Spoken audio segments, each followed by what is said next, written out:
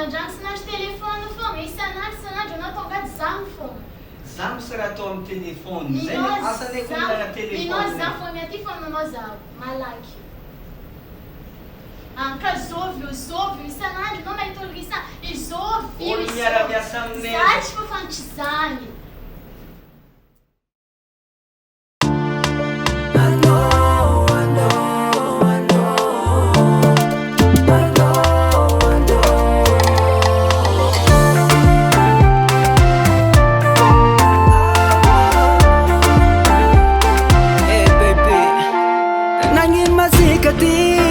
Isan'andro vaky miady mifamaly lava sa efa karaty koa fampivady tsy maintsy miady isan'andro vaky nefa no ndraiky zao tsy mifankafoe na mifamaly be karakory atsika roe mifankatiava mimaly isan'andro samby tsy magneky resy kofa miady nefa koa raha raiky tegna tiako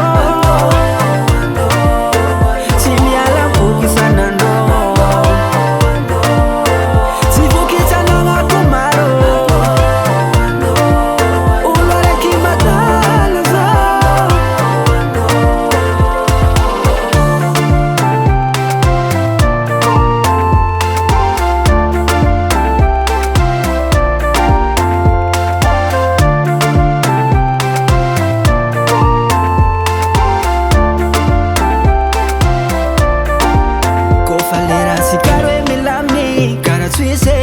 maloagna fa kofa sendra miady karaha tsy lamiky koragna ndraiky vignitry za miala-dragno avy aminao vô marary fokonony anao koa mafaky zay nefa anao ndraiky zao tsy mifankafoe na mifamaly be karakory atsika roe mifankatiava mimaly isan'andro samby tsy magneky resy kofa miady nefa koa raha raiky tegna tiako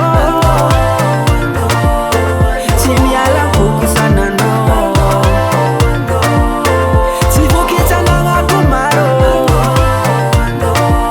olo araiky madala zao mitombo fô isan'andro ny fitiavako anao